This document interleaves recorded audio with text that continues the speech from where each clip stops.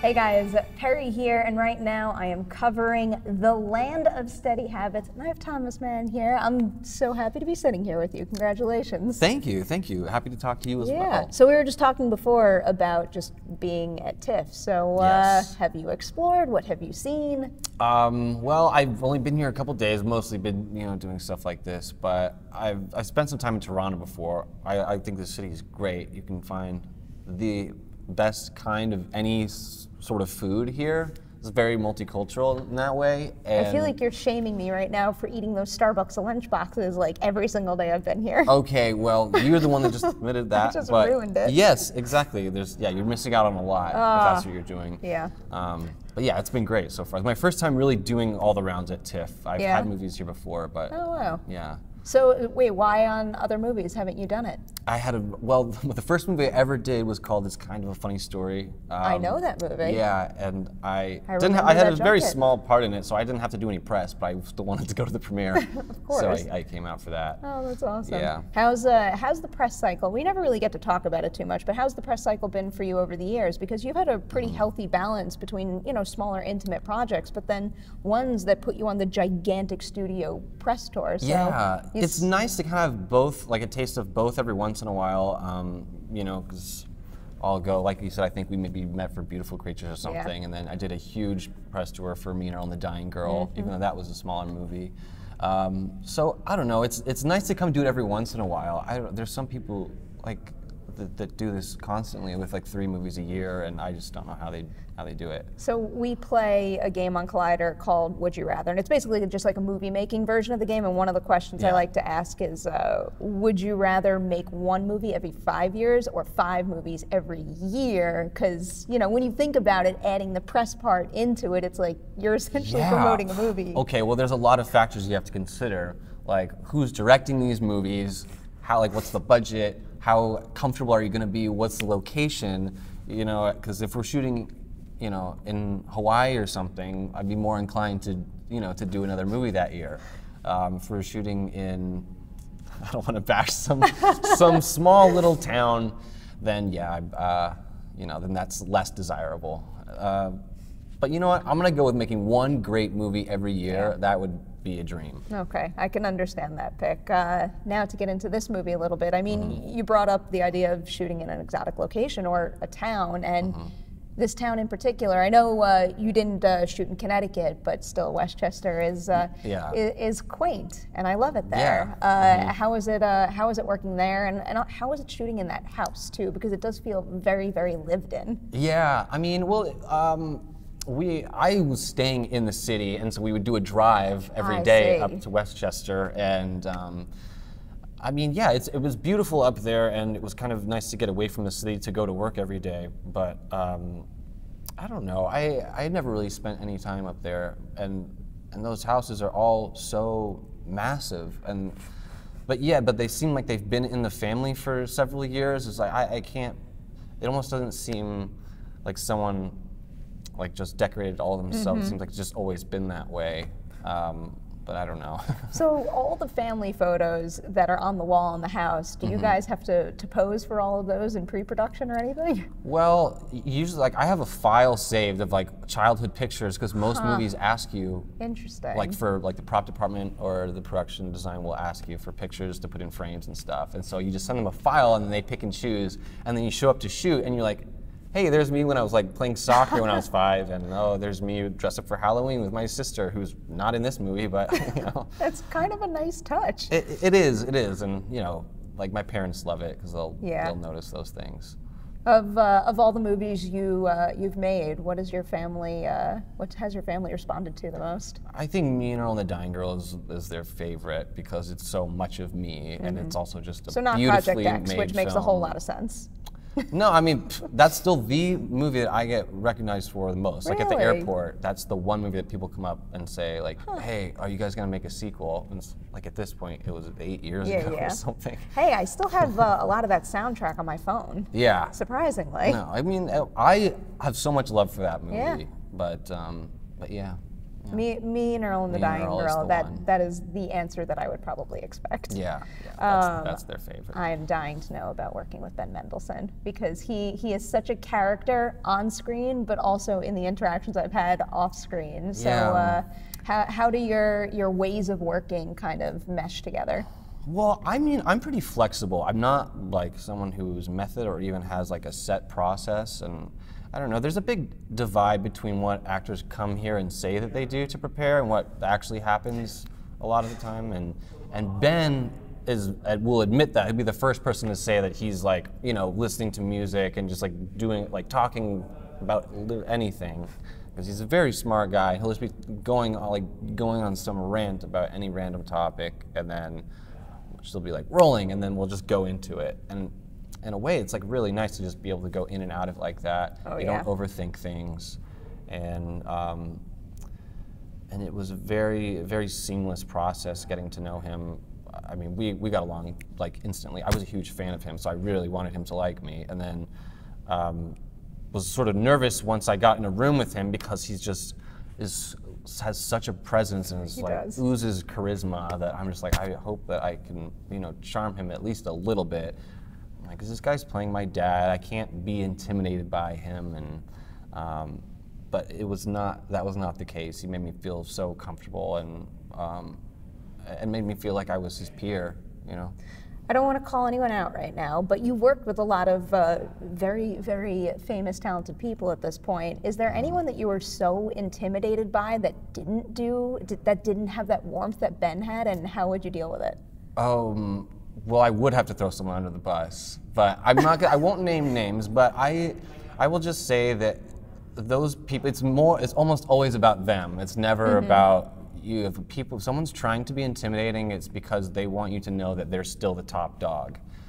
And you know, sometimes you deal with so many personalities, and you kind of just have to try and do your job. You're going to make a lot of friends. There's some people that you're not going to be friends with, and that is okay. You know, it's like it's work.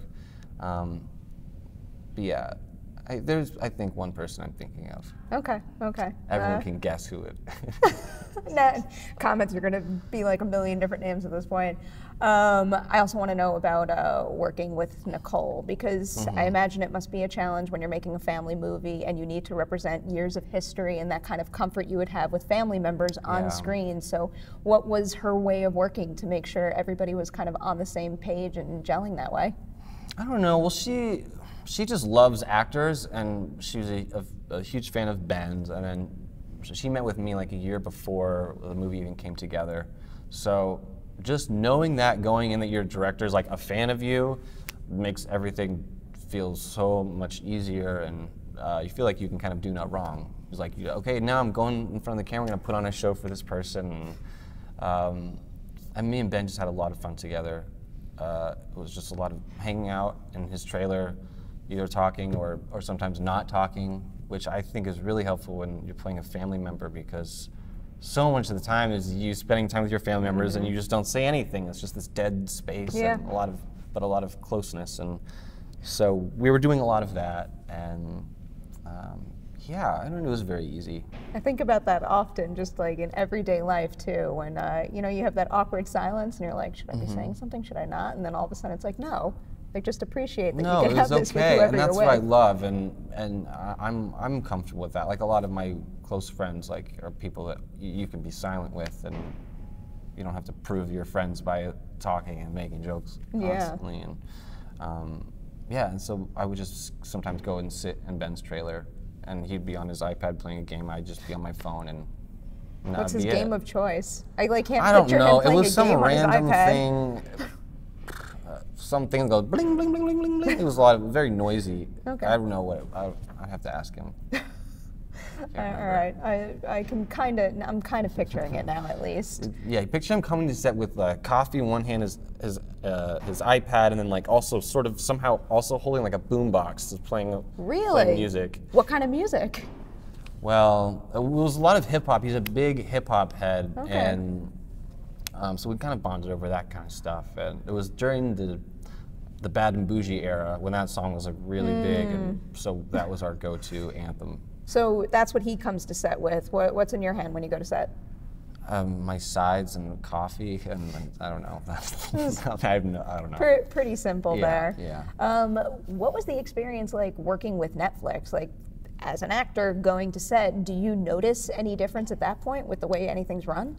No, not really. I mean, that stuff is a little more invisible to me once I'm on set, but Nicole said that basically she just had freedom to cast who she wanted, to make the movie the way that she wanted, and I think that the greatest thing that a producer can do for a filmmaker is just let them make the film that they want to make and not try to compromise them or pull them in any weird direction that doesn't feel natural. That's exactly what we were just talking about, because like on our end of it, you know, anytime we cover something about Netflix, it's always like the blanket statement is, well, you have all the freedom in the world over there, so I mean, is it true? Do you really? And it seems like that's the case. Yeah.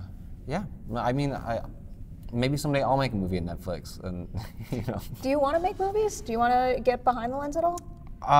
It's definitely something that I have in mind later in my life. Okay. Yeah, but I want to feel like I'm ready, and I just love kind of gaining all these different tidbits from different directors that I work with over the years, and now I've worked with quite a few, and I'm gonna do it someday when I'm ready. Anyone in particular that you've been looking over his or her shoulder with that in mind, where you think what you want to do jives with how they operate?